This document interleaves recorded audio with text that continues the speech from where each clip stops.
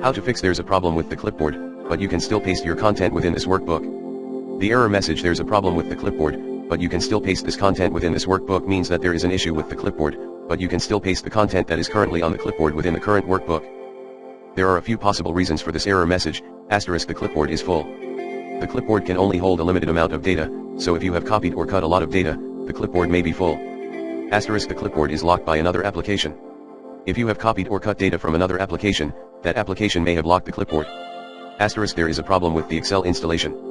In rare cases, there may be a problem with the Excel installation that can cause this error message. To fix this error message, you can try the following. Asterisk, clear the clipboard. To do this, press Ctrl+C twice.